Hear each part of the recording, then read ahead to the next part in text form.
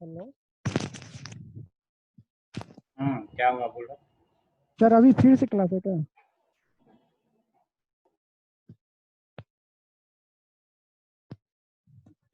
Network problem बहुत हो रहा है सर, आज सर्वर कट हो रहा है।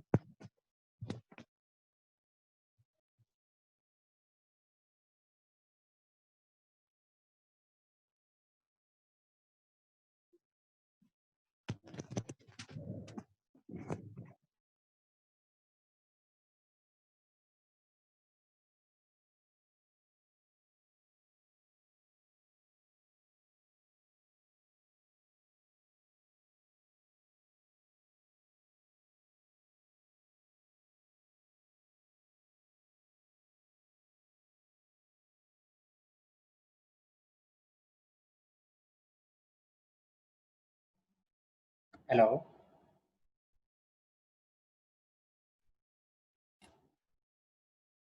Hello hello sir.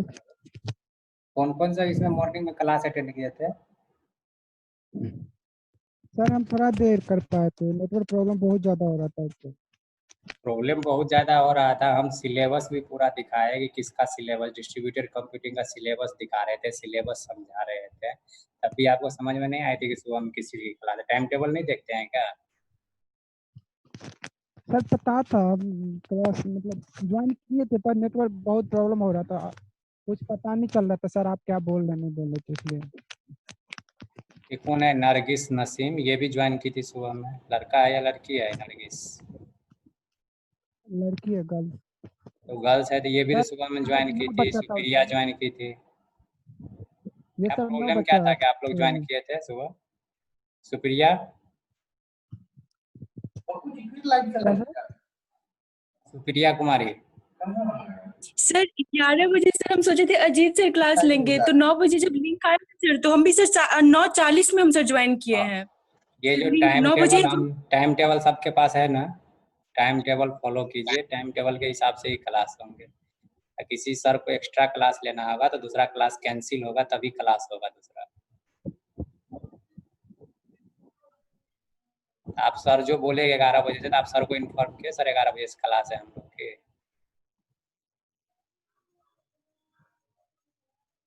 डिस्ट्रीब्यूटेड का पूरा क्लास आप लोग कर लिए, आप कभी बताए भी नहीं। कोई पूछ रहे हैं समझ में आया? तो हाँ सर समझ में आया। वो चीज़ सिलेबस का नहीं है, वो चीज़ भी समझ में आ गया।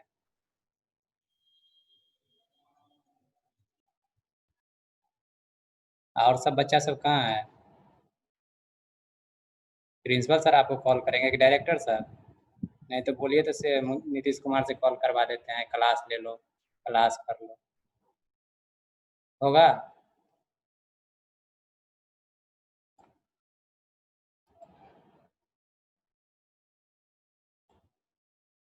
स्टार्ट करें?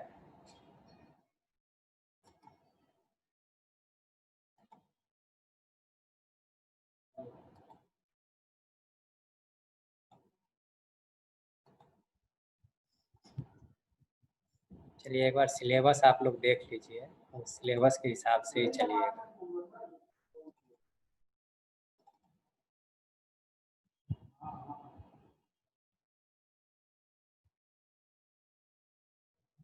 ये है आप लोग का सिलेबस, सॉफ्टवेयर इंजीनियरिंग, ठीक है। अभी तक में यहाँ तक हम लोग आप लोग को पढ़ा चुके हैं एजाइल मॉडल, सॉफ्टवेयर रीयूज, ये सब चीज़ आपको SDLC मॉडल सब पढ़ा चुके हैं। मॉडलिंग आप लोग में से कौन कौन जानता है वाटरफॉल मॉडल या इवोल्यूशनरी मॉडल? पढ़ा चुके हैं? यस या नो?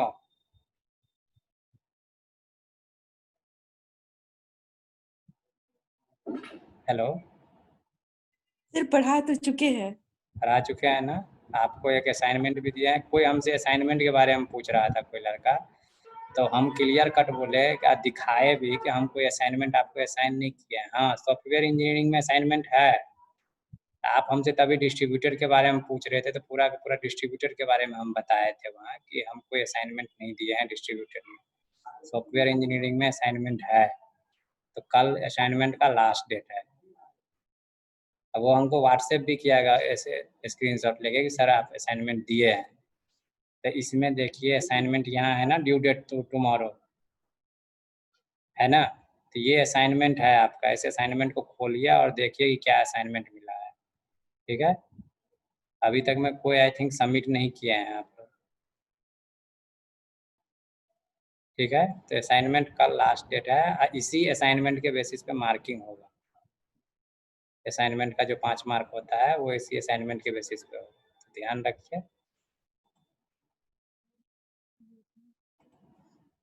सिलेबस समझ में आ गया। आज हम ये रिक्वायरमेंट एनालिसिस स्टार्ट करने वाले हैं, रिक्वायरमेंट मॉड्यूल 2। ओके,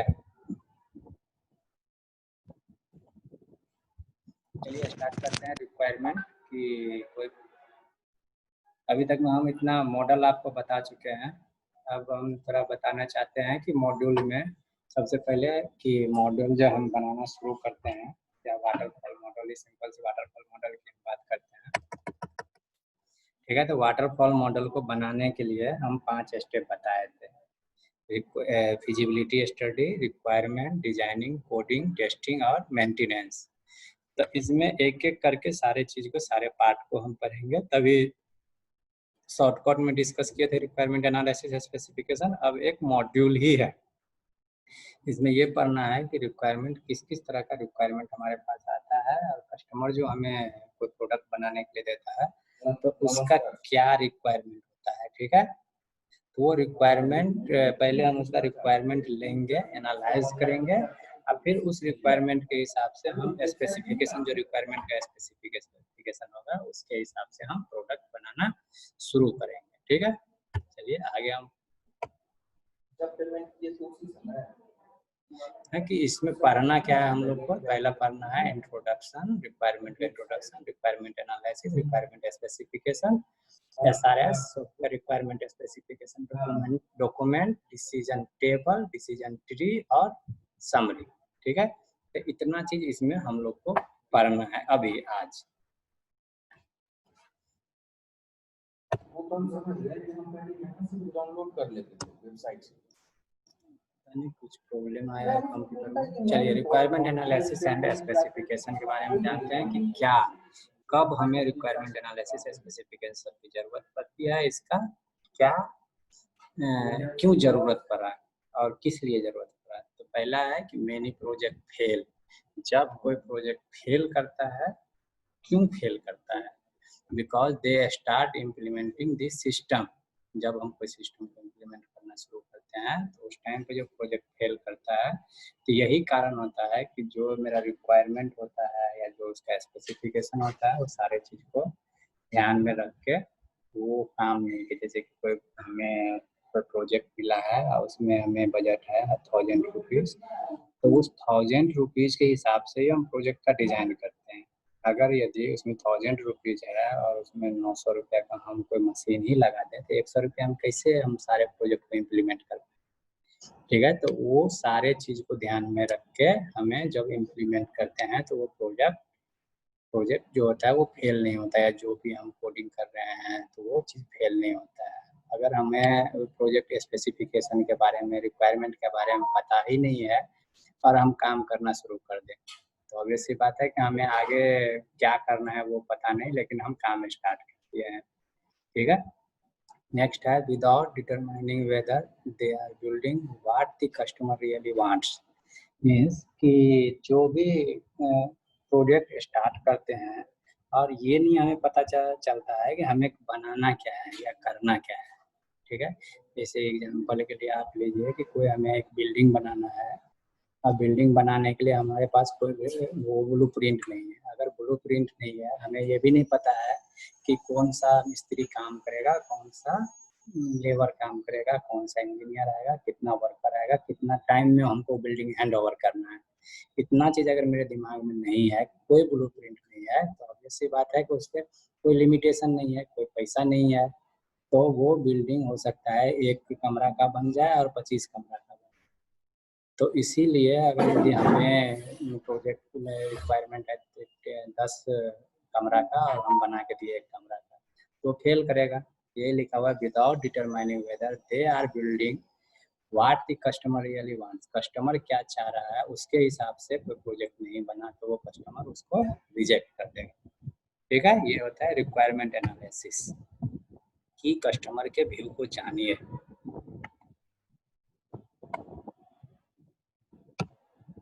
फिर है कि गोल ऑफ रिक्वायरमेंट एनालिसिस का क्या अचीवमेंट, क्या इसका गोल क्या होता है। Fully understand the user requirement. Goal इसका रिक्वायरमेंट एनालिसिस का यही होता है कि जो भी यूजर मीन्स जो भी कस्टमर है वो क्या चाहता है। मीन्स कि अगर यदि वो चाहता है एक बिल्डिंग बनाना, उस बिल्डिंग में 5 कमरा, ठीक है, तो इसका रिक्वायरमेंट जो है वो आपको क्लियर समझ में आना चाहिए।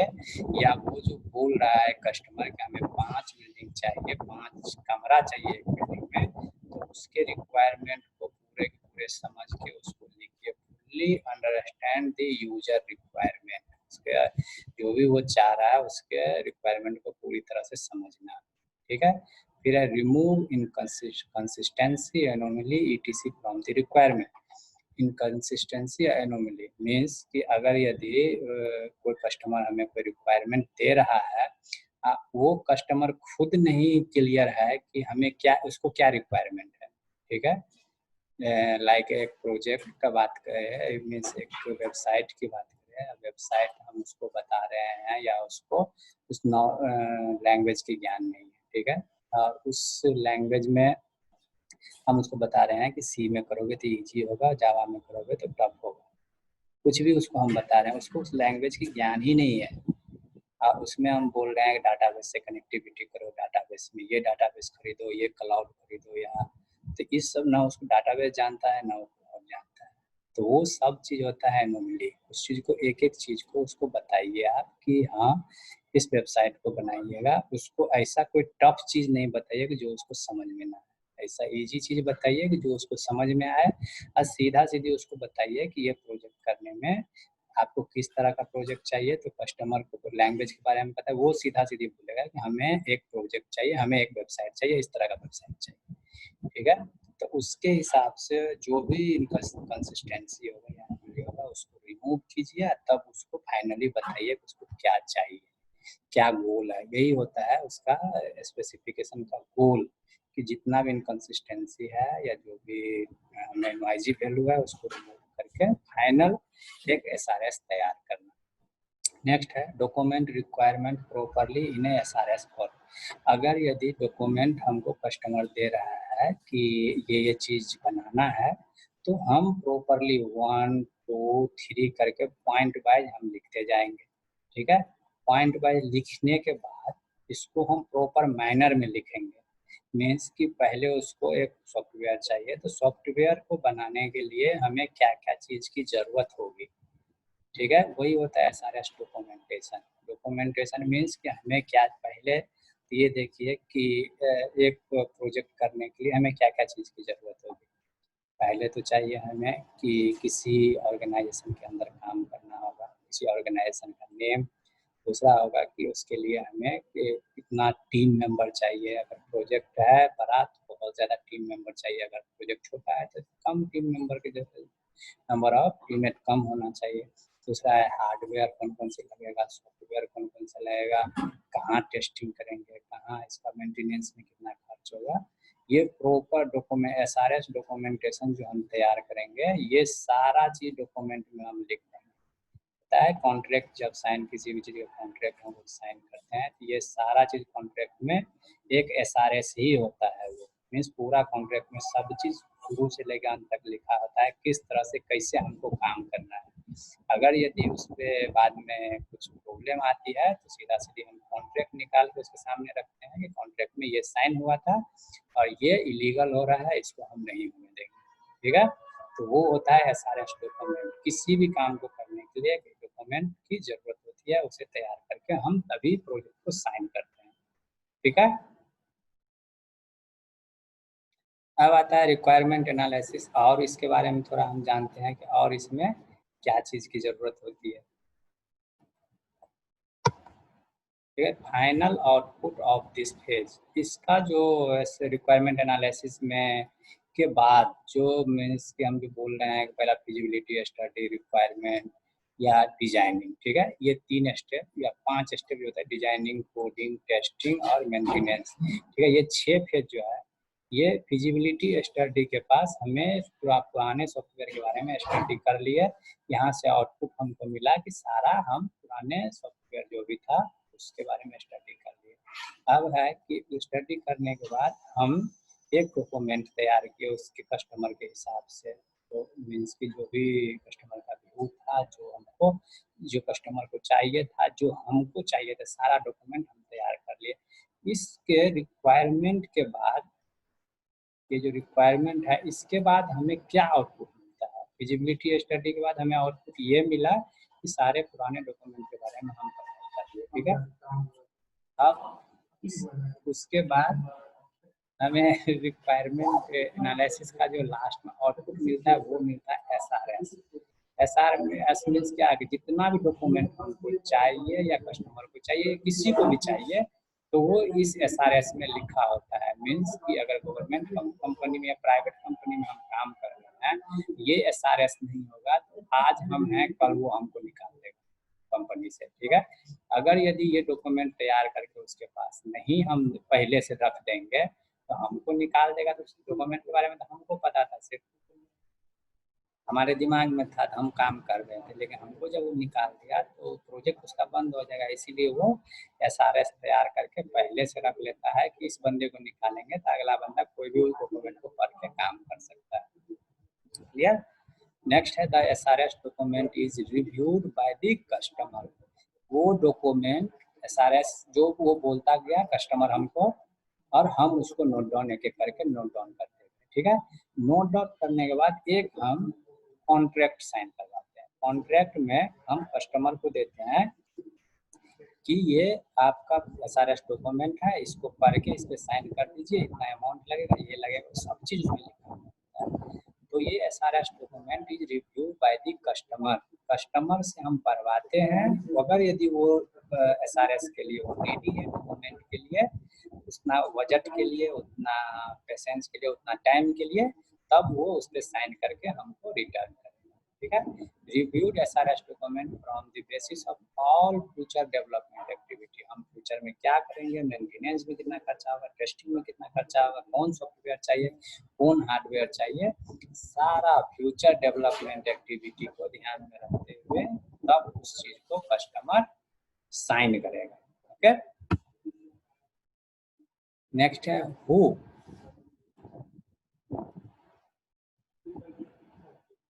हु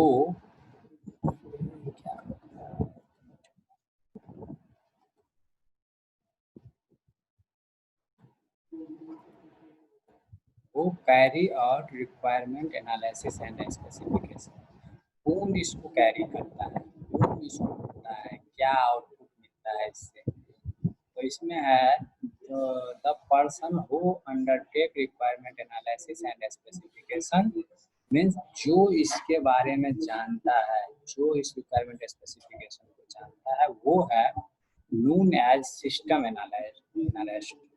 मीन्स कि सिस्टम एडमिनिस्ट्रेटर का नाम सुने हैं। एक कंप्यूटर होता है मास्टर कंप्यूटर, जो किसी भी कंपनी का CEO मीन्स HR, जो कंपनी को हैंडल करता है, चलाता है।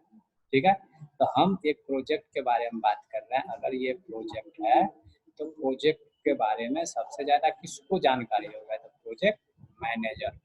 जो ये प्रोजेक्ट मैनेजर होगा वो होगा सिस्टम एनालिस्ट। ठीक है, तो उसको इस रिक्वायरमेंट एनालिसिस के बारे में पूरा का पूरा जानकारी। ठीक है, collected data patterning to the product. वो डाटा कहाँ से लाएगा, कहाँ से हार्डवेयर लाएगा, कहाँ से क्या लाएगा, उसको भी रिक्वायरमेंट के बारे में पता होगा। रिक्वायरमेंट उसको भी जाना चाहिए जो सारा का सारा डाटा कलेक्ट करे, सॉफ्टवेयर कलेक्ट करे, हार्डवेयर कलेक्ट करे, उसके बाद भी रिक्वायरमेंट का पूरा नॉलेज होता है। नेक्स्ट नॉलेज होता है एनालाइज कलेक्टेड डाटा। अब जो डाटा लेके आता है, कोई तो एक इंटरफेस या मीडियम होगा डाटा लाने वाला, और डाटा जहाँ कलेक्ट होता है, समझ गए, जो डाटा को कलेक्ट करके रखता है एक जगह, उसको भी रिक्वायरमेंट एनालिसिस के बारे में पता। अगर उसको जानकारी नहीं होगी तो कोई डाटा, कुछ डाटा ला के दे देगा, हमको चाहिए, हाँ वो दे देगा कुछ और, तो उसको भी नॉलेज होना चाहिए रिक्वायरमेंट एनालिसिस के बारे में कि वो क्या चाह रहा है, उसको कैसा डाटा चाहिए। ठीक है, to understand what exactly need to be done.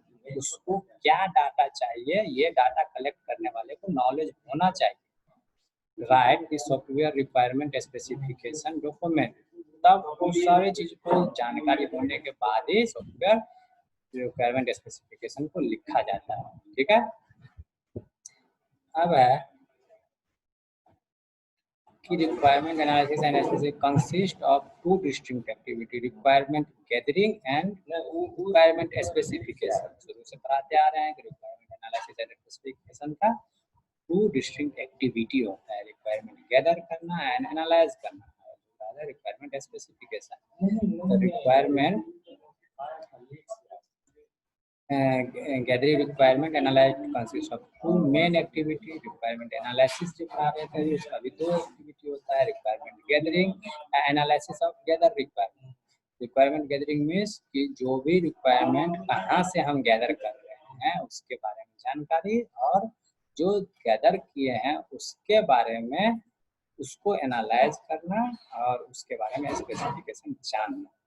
ठीक है, तो एनालाइज जो हम करेंगे, analyse gather requirement through observation of existing system. देखिए कहाँ से हम डाटा ले रहे हैं, analyse gather requirement through observation of existing system. कोई सॉफ्टवेयर बना रहे हैं तो उससे पहले कौन सा सॉफ्टवेयर बना हुआ था उसके बारे में आप जानकारी हासिल करो, और जो हम बना रहे हैं उसमें वो चीज़ सेटअप हो सकता है, उस चीज़ को हम सेट कर सकते हैं। ठीक है, नेक्स्ट है स्टार्टिंग एग्जिस्टिंग प्रोसीजर। क्या आपका जो प्रोसीजर है, पुराना प्रोसीजर, उस प्रोसीजर को हम नया प्रोसीजर में एडजस्ट करवा सकते हैं, डाल सकते हैं। Decision with the customer and individual means कि ये जो एनालिस्ट गैदर रिक्वायरमेंट गैदर कर रहे हैं, ये चीज डिसीजन या तो कस्टमर और इंडिविजुअल मीन्स जो प्रोजेक्ट मैनेजर होता है, इन दोनों के बीच में डिस्कशन होता है, और वो नया बनवाना चाहता है कि पुराना को सुधार करना चाहता है, ये इन दोनों के बीच में डिस्कशन होता है। Analysis of what need to be done, और ये जो गैदर कर रहा है वो एनालाइज करता है कि क्या होना चाहिए, क्या इसके लिए जरूरत है और क्या नहीं है, क्या होना चाहिए। लास्टली होता है कि रिक्वायरमेंट जब गैदर कर रहे हैं तो क्या इससे काम हो जाएगा, ये जो हम रिक्वायरमेंट ले रहे हैं, तो ये दोनों डिसीजन कौन लेगा, कस्टमर और इंडिविजुअल मीन्स प्रोजेक्ट मैनेजर। फिर है requirement gathering also known as requirement elicitation. ठीक है, रिक्वायरमेंट को निकालना, रिक्वायरमेंट को ढूंढना। ठीक है, if the project is the automated some existing procedure, example automating existing manual accounting activity means कि जो कुछ जो हमारा जैसे ATM है वो क्या है, ऑटोमेटिक मशीन है, मैनुअल मशीन, उसमें से पैसा निकालिए वो ऑटोमेटिक अपडेट हो जाता है। तो इसी तरीके से बोल रहा है कि कुछ ऐसा automatically existing manual accounting activity, जैसे ATM का example the task of this system analysis is little easier. Automatic हम बना देते हैं तो वो इजी हो जाता है उसको हैंडल करना। Analyst can immediately obtain input and means कि अगर एनालिसिस्ट कैन इमीडिएटली ऑब्टेन, अगर ऑटोमेटिकली मशीन है तो उसका इनपुट और आउटपुट इमीडिएटली हमको मिल जाता है, accurate details of the operational procedure. जैसे कि हम लोग वहाँ मॉल में कोई सामान खरीदते हैं तो वहाँ क्या होता है कि जैसे 5 आइटम है और 5 आइटम उसके मशीन पे दिखा रहा है, शो करता है कि 5 आइटम है बेचने के लिए। अगर इसमें से कोई कस्टमर आया एक आइटम खरीद लिया इसके पास, तब उसको फिर दिखाता है कि हमारे पास 4 ही आइटम है। ठीक है, जिसमें से कोई आया 4 आइटम खरीद लिया तो उसके पास दिखाता है कि अब आइटम नहीं है, मीन्स उसके कंप्यूटर पे दिखा देता है कि अब ये आइटम खत्म हो चुका है, और ये अपडेट उस कंपनी के जो वेंडर है उसके पास पहुंच जाता है कि इसमें यहाँ खत्म हो गया है, तो उसको फिर से वो सप्लाई कर देता है। ठीक है, अब है कि रिक्वायरमेंट कहाँ कहाँ से हम गैदर कर सकते हैं। Starting the existing documentation means कि पुराना जो डॉक्यूमेंट था, पुराना जैसे कि सॉफ्टवेयर बनाना है हमको, तो उससे पुराना किसी भी कंपनी के सॉफ्टवेयर को हम देखेंगे कि वो कैसे बनाया है, या हमें नया अपने कॉलेज का एक नया वेबसाइट बनाना है तो पहले पुराने वेबसाइट से हम उसके बारे में नॉलेज गैदर करेंगे। या कोई भी सॉफ्टवेयर बनाते हैं तो उससे पहले पूरा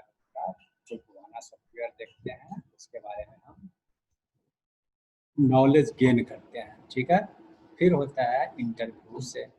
इंटरव्यू मीन्स कि अगर यदि कोई कस्टमर से हम रिक्वायरमेंट उसका प्रोडक्ट बनाने का हम लेते हैं, कॉन्ट्रैक्ट साइन करते हैं, तो उससे पहले हम पूछते हैं क्या क्या चीज़ चाहिए, उससे भी हमको रिक्वायरमेंट गैदर होता है। फिर होता है कि टास्क एनालिसिस। फिर हमें किसको हम कौन सा टास्क दे रहे हैं, टास्क दे रहे हैं तो वो हमसे बहुत सारा, जैसे कि कोई प्रोजेक्ट लेंगे तो उसमें बहुत सारा टीम में हम काम को डिवाइड करेंगे कि ये टीम ये करेगा, ये टीम ये करेगा, ठीक है। तो उस टीम को क्या रिक्वायरमेंट है, फिर दूसरे टीम को क्या रिक्वायरमेंट है, तीसरे टीम को क्या रिक्वायरमेंट है, इसको हम कोई टास्क दिए, ये तो अपने हिसाब से बोलेगा ना हमको ये फैसिलिटी दीजिएगा तो ये टास्क हम कर देंगे। तो ये होता है टास्क एनालिसिस। जैसे ही टास्क किसी को हम असाइन करेंगे तो उसको क्या सॉफ्टवेयर चाहिए, क्या हार्डवेयर चाहिए, कितना पैसा चाहिए, ये सारा चीज़ अपना रिक्वायरमेंट हमको HR को बताएगा कि ये चीज़ हमें रिक्वायरमेंट गैदर करने के लिए हमें ये सब चीज़ चाहिए। फिर है सिनेरियो एनालिसिस। सिनेरियो एनालिसिस में हमें पता करना है किस सिनेरियो के तहत हम क्या करेंगे। सिनेरियो मीन्स एक काम है उसको कितना तरह से हम हैंडल कर सकते हैं। फिर है form analysis. Form analysis means कि फिर हम डाटा जो गैदर करेंगे उसी को फॉर्म करने के लिए, मीन्स कि कोई काम करवाने के लिए हम फॉर्म फिलअप करवा लेंगे कि ये काम करना है, आप साइन करो इस पे, तो उससे भी हमको डाटा मिलता है, ठीक है। अब आता है main purpose of requirement analysis. Requirement analysis main purpose क्या है? Clearly understand the user requirement, detect inconsistency, ambiguity and incomplete. Main पीछे का ही पार्ट है, वो जितना हम पीछे पढ़े थे वही यहाँ पे फिर से रिपीट कर दिए। इनकंसिस्टेंसी रिक्वायरमेंट क्या होता है? Some part of the requirement means requirement का कुछ छोटा सा पार्ट को हम कंसिस्टेंसी करते हैं। Contradict with some other part means कि अगर यदि हमें रिक्वायरमेंट गैदर करने के लिए हम एक कंपनी में गए, वहाँ से एक टीम जाके रिक्वायरमेंट गया, ठीक है। एक कंपनी था, एक टीम गया वहाँ से रिक्वायरमेंट ले आया, उसके बाद जो रिक्वायरमेंट था वो दे दिया। फिर दूसरा टीम उसके पास गया, तो क्या ये रिक्वायरमेंट इसका चेंज थोड़ी हो जाएगा, ये फिर से वही रिक्वायरमेंट दे देगा। तो और यहाँ पे आके HR को ये दोनों टीम बोला कि हम एक इस कंपनी में गए थे, ये नाम के कंपनी में, और हमको ये रिक्वायरमेंट दे, ये बोलेगा HR को कि ये रिक्वायरमेंट, ये भी आके HR को दिया और HR इसको हार्ड ड्राइव में सेव कर दिया, ठीक है। अब हार्ड ड्राइव में सेव कर दिया तो ये भी इसी नाम का कंपनी था, ये भी इसी नाम का कंपनी, दो डाटा सेम हार्ड डिस्क में एक ही तरह का, एक ही कंपनी का डाटा दो नाम से सेव हो गया। अब जब दो कंपनी इसको खोला बाद में काम के लिए तो पता चला गया ये भी डाटा सेम है, ये भी डाटा सेम है, तो ये यहाँ पे कंट्राडिक्ट कर जाएगा, ठीक है। एक ही कंपनी का डाटा दो बार सेव हो गया तो वो कंट्राडिक्ट, इनकंसिस्टेंट हो गया, ठीक है। एग्जाम्पल, वन कस्टमर से turn off heater and open water shower when temperature greater than इतना। एक एग्जाम्पल बोल रहा है कि एक कस्टमर आया, वन कस्टमर से टर्न ऑफ हीटर, हीटर को टर्न ऑफ करो, पहला हीटर टर्न ऑफ करो, and open water shower, heater को टर्न ऑफ कर दो और ओपन करो वाटर शावर का when temperature greater than 100 degree से। अगर यदि हीटर को हम जलाए, हीटर से वाटर को गर्म किए, वाटर का अगर यदि ग्रेटर देन 100 डिग्री C होगा, ठीक है, 100 डिग्री C होगा, तब वाटर टैप ओपन होगा, ठीक है, तब ये इससे पानी निकलना शुरू होगा, ठीक है। अगर यदि इसका टेम्परेचर 100 से कम है और हीटर को ऑफ भी कर दिए तो ये वाटर टैप पानी देना शुरू नहीं करेगा। फिर दूसरा कस्टमर आता है, दूसरा कस्टमर बोलता है कि से turn off water heater, water heater को ये भी बोल रहा है ऑफ कर देने के लिए, एंड टर्न ऑन कूलर, और वो बोल रहा है कूलर को स्टार्ट करो, टैप को स्टार्ट नहीं करना है, कूलर को स्टार्ट करो टेम्परेचर ग्रेटर देन 100 डिग्री से।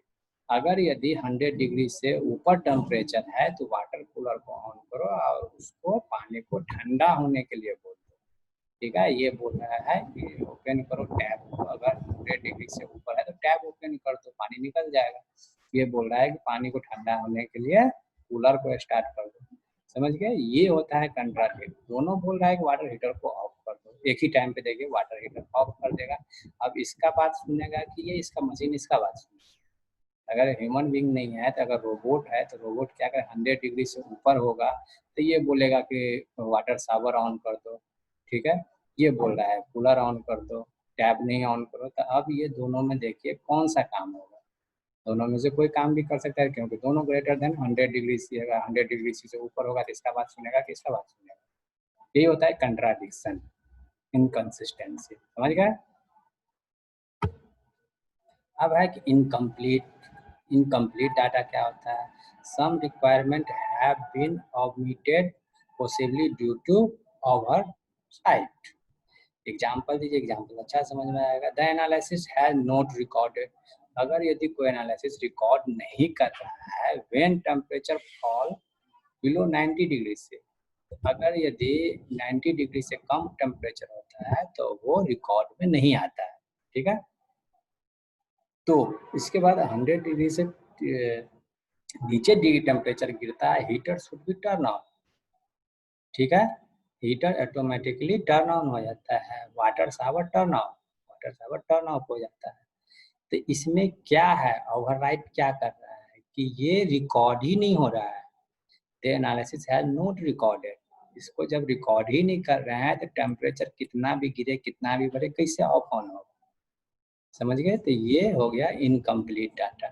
अगर रिकॉर्डिंग ये टेम्परेचर रिकॉर्ड करने का हमारे पास मशीन ही नहीं है तो इसमें हमें पता कैसे चलेगा, किस पे हम बाउंड्री लगाएंगे, किस पे कंडीशन लगाएंगे। सबसे पहले तो ये 90 डिग्री रिकॉर्ड करने का हमें पास मशीन होना चाहिए। तो एनालिसिस है नॉट रिकॉर्डेड, जो रिकॉर्ड ही नहीं है 90 डिग्री के, तो 90 डिग्री हम कंडीशन आगे कैसे लगाएंगे, कंडीशन काम कैसे करेगा। टेम्परेचर तो बढ़ता जाएगा, इसको मैप करने का 90 डिग्री होगा तभी तो हम उसको मैप करेंगे। इसके पास कोई मैपिंग का मशीन ही नहीं है, ठीक है। समझ में आ रहा है? हेलो, अरे बोलना भी है आप लोग को बीच बीच में। यस सर, समझ में आ रहा है sir.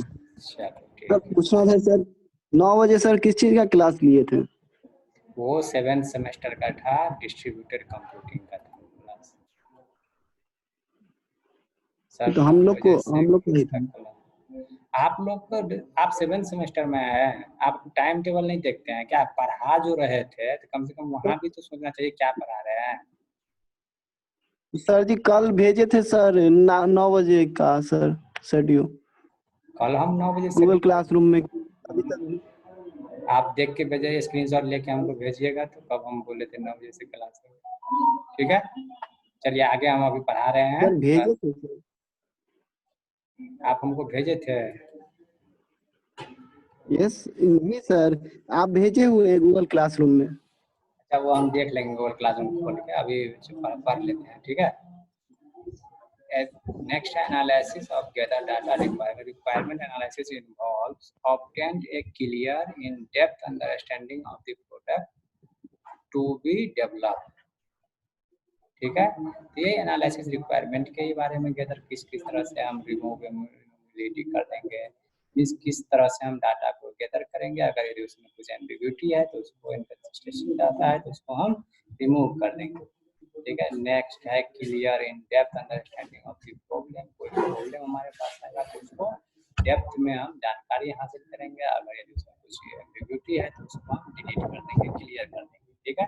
Specially if there is no working model of the problem, अगर यदि कोई मॉडल वर्किंग कंडीशन में नहीं है तो उस चीज को हम हाइड कर देंगे या उसको हम डिलीट कर देंगे।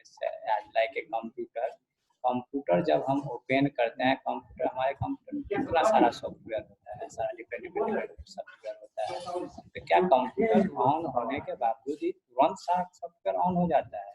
बिल्कुल नहीं। जैसे कोई लीजिए या हमें गूगल मीट को लीजिए या ये जो जूम सॉफ्टवेयर चला रहे हैं इसके बारे में लीजिए, तो क्या कंप्यूटर ऑन होने के बाद जूम ऑन हो जाता है या गूगल क्रोम ऑटोमेटिक ऑन हो जाता है, पीडीएफ ऑन हो जाता है, सब चीज ऑन हो जाता है? नहीं। वही बोल रहा है कि जो non conditional not working problem है, नॉट वर्किंग मॉडल है, उसको आप हाइड कर सकते हैं रिक्वायरमेंट के थ्रू। उसको हम नहीं लाएंगे कि इसकी जरूरत है, जब जरूरत होगी तो उसको हम ऐड कर देंगे। ओके, फिर है experience analysis take considerable time, means जिसके पास इसमें प्रोजेक्ट में वो भी देखते हैं कि कितना इसमें एक्सपीरियंस्ड पर्सन है, उसको ज़्यादातर हम लोग प्रायोरिटी देते हैं, क्योंकि अनएक्सपीरियंस्ड मेंबर जो काम 5 मेंबर अनएक्सपीरियंस मेंबर के काम करेगा वो एक्सपीरियंस, ठीक है। To understand the exact requirement that customer has in his mind, जो एक्सपीरियंस्ड पर्सन होता है वो थोड़ा इसका भी उसको एक्सपीरियंस होता है कि कस्टमर क्या चाह रहा है, वो एग्जैक्टली उस चीज को बोल नहीं पाता है, तो जो एक्सपीरियंस्ड पर्सन होता है उसके नॉलेज के हिसाब से वो जान जाता है कि अच्छा इसको ये चीज चाहिए, यही एक्सपीरियंस होना काम करता है, ठीक है। Experience system analysis no obtain as the result of painful expertise without a clear understanding of the problem. It is impossible to develop and satisfy system. Means अगर यदि एक्सपीरियंस पर्सन नहीं है और वो काम कर रहा है तो वो कस्टमर के रिव्यू को क्लियर अंडरस्टैंडिंग नहीं हो पाता है, अपनी प्रॉब्लम भी नहीं समझ पाता है, जिससे इम्पॉसिबल होता है किसी भी काम को डेवलप करने के लिए, कस्टमर को सेटिस्फैक्टरी रिजल्ट नहीं मिल पाता है, वो सारा प्रोजेक्ट फेल होने के चांस हो जाती है। इसीलिए एक्सपीरियंस पर्सन का बहुत जरूरत होती है इस सिस्टम एनालिसिस का रिक्वायरमेंट में। अब है several things about the project should be clear understood by the analyst. अब है कि जो सिस्टम एनालिसिस है उसको बहुत ऐसा चीजें जानकारी चाहिए, होना चाहिए कि इसको चलाने के लिए should be clearly understood, clearly जानकारी होना चाहिए प्रोजेक्ट की, हमें प्रोजेक्ट में क्या करना है। अगर यदि जो HR है उसको ही पता नहीं होगा कि हमें क्या करवाना है, एक टीम प्रोजेक्ट की बात करें तो कोडिंग टीम, टेस्टिंग टीम और मेंटेनेंस टीम, ठीक है, ये 3 टीम अगर लेते हैं और एक HR है, HR को ये नहीं पता है कि टेस्टिंग वाला से कौन सा टेस्टिंग करवाना है, अल्फा टेस्टिंग करवाना है, बीटा करवाना है या सिस्टम टेस्टिंग करवाना है।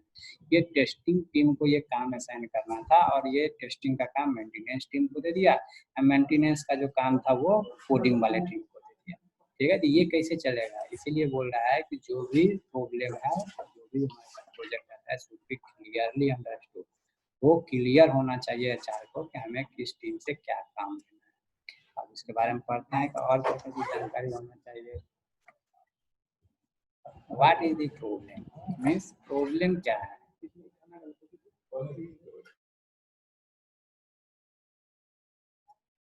मीन्स कि हमें ये जानकारी होना चाहिए कि प्रॉब्लम, जो HR है उसको जानकारी होनी चाहिए कि व्हाट इज द प्रॉब्लम, इसमें जो वर्क हमको काम मिला है या जो वो प्रोडक्ट सॉफ्टवेयर डिजाइन करने के लिए मिला हुआ है वो किस तरह का प्रॉब्लम है, वो किस तरह से इसको हैंडल करना है। What is the important to solve this problem, इस प्रॉब्लम में सबसे ज्यादा ये जो इतना बड़ा हम प्रॉब्लम दिखा है इसमें कौन सा पार्ट है सॉल्व करने वाला, what are the possible solution to the problem.